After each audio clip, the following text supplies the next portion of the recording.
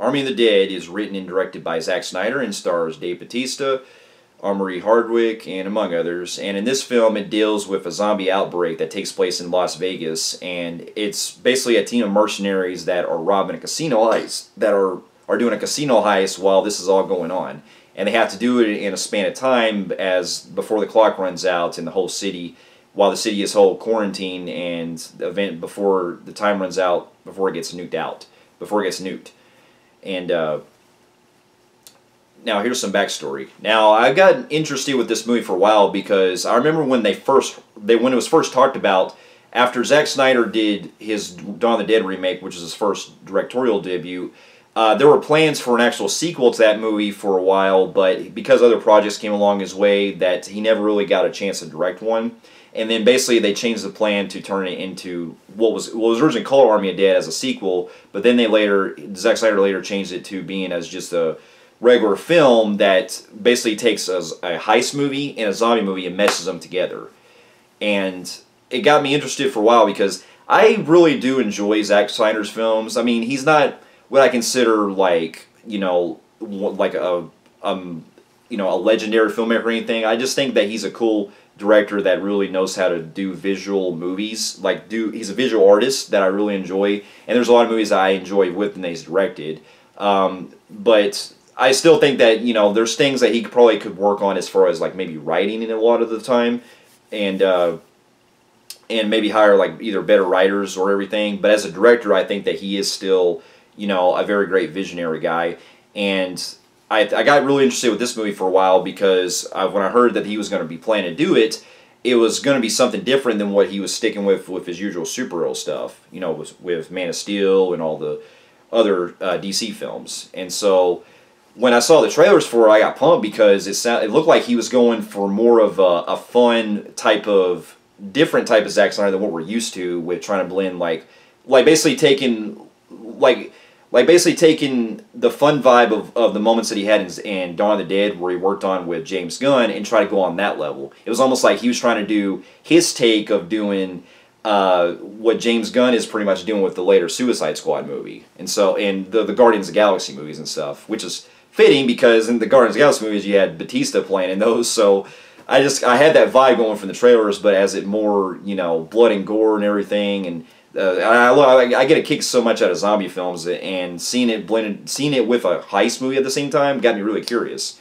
And this was actually a film that, while it was coming to Netflix, they were able to do a theatrical showing of it, and I decided, because of the scope that they were going for, and with it being a movie that I actually went to the same theater and saw the original, the remake of Dawn of the Dead at, I decided to go to the theater and watch a Zack Snyder film in the theater again, and I thought it was a good experience. And after upon seeing the film, I can honestly say I had a really great time with this movie.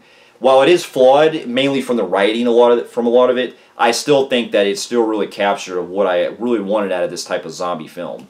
And to get my pros out of the way, I thought that Batista was like the really heart and soul of the movie. Like, he really puts a lot more of the emotional parts in the film, which is fitting because a lot of people, really can think of Batista as like the big, action guy that's really known for like Guardians of the Galaxy and stuff, and he hasn't really had much of a range as far as other films. But given for like his small role in like Blade Runner 2049, it really showcases that he can be a pretty, a reserved type of actor that plays these type of roles. And in that film alone, he actually put a lot of emphasis in the emotional level of the film. And with this one, it really showcases a lot more of his acting skills, and I thought he really carried it a lot, especially in a lot of the scenes with him and his daughter, and the way that he really pulls it off with trying to be the very cutting edge and on point with the leader of the pack. And I thought he was great, and I thought the rest of the cast were really too good too. I thought every one of them had really great chemistry with one another,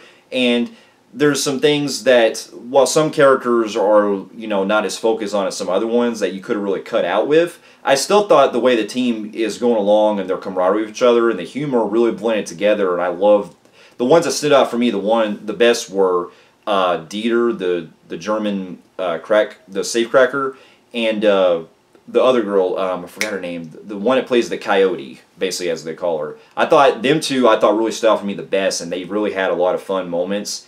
and they were the ones that I was like, you know, I couldn't keep my eyes off. Like, they were so like entertaining to watch. And there was some, I mean, the rest of the cast were fun too, but those are the ones that, them three I think really stood out for me the best.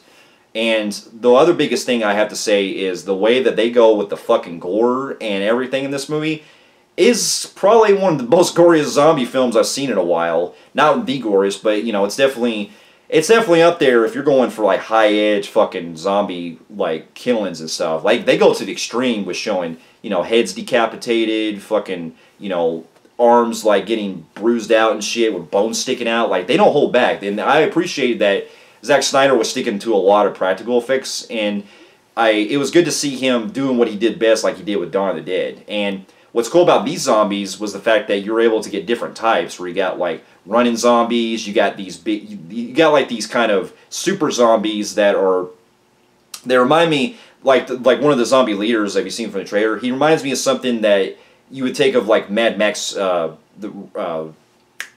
Warrior or something like that, or I'm thinking Fury Road, on that kind of level, where it just really puts a lot more of the stakes at high a lot. And I was glad that they really did something different with these type of zombies.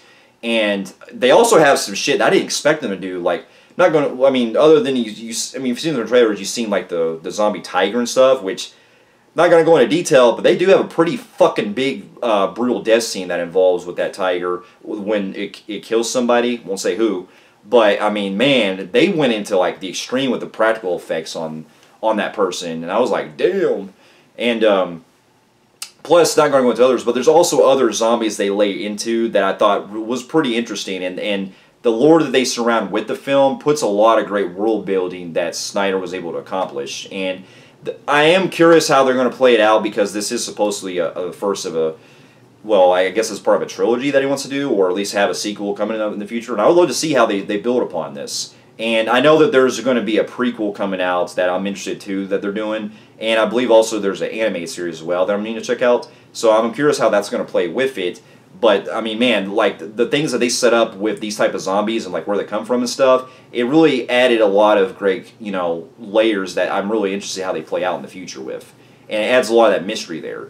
And then one of the other big things I really enjoyed the most is, much like in some of Snyder's other films, I like a lot of the way that he uses a lot of the choreography in some of the fight scenes and stuff. Especially one scene that reminds me straight out of fucking like the warehouse scene from Batman vs Superman. I'm not gonna spoil who it is, but let's just say this character goes berserk, and it reminded me straight out of that. And it just the way it was able to capture it, especially in like a dark lit scene, it still looked pretty good, I thought, and it really was a good way of showcasing of how you do a survival film like this. And I'm going to get to my cons later, because I do have a con with that as far as the characterization. But when it comes to being able to like really get where they need to be and everything, and the way it plays it out, it is definitely, you know, showcasing a lot of what the zombies do, and a lot of the characters having to, you know, do their shoots out and stuff. And, you know, I appreciate too that this was also from the cinematography. It was cool to see Snyder being able to like use his own. He was actually his own director of photography of the film, and I thought it really captured a lot of the great visual style that looked fantastic in a lot of the shots. And you know what I also kind of found cool was that he was able to do cover songs of really well-known stuff. Like, you get covers of like The Doors' The End, you get covers to Bad Moon Rising, and just I forgot there was another one too, but a couple others. But I just really, it's really at this point you kind of expect Zack Snyder to be doing covers for like well-known songs and stuff, but it fits really well in this case. Now, I will get into some of my cons. To be fair, while the film does have its characters, you know, likable and entertaining to watch, I did feel like there's certain decisions that Snyder did that I felt was a little,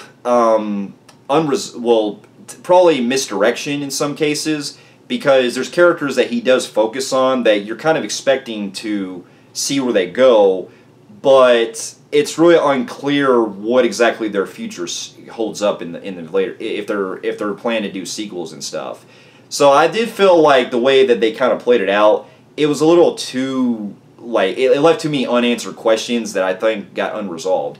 And one of the biggest cons I will say too is, I'm not going to go into detail, but let's just say that it has to do with the daughter character. Now, I get why there is a reason this character has to come along with Batista's group, but there is a decision that this character does that I found the most stupidest mistake that really could have saved a lot of time in the movie, and it really pretty much leads to nowhere. And that was my biggest problem, because I felt like if you really could have cut that out, maybe you could have cut out some of the runtime in the film. Because honestly, that is the other big thing too, is that it didn't need to be over 2.5 hours. You cut certain parts of that character, well, certain things about the character's decision in the film, and you probably could have saved a lot of time.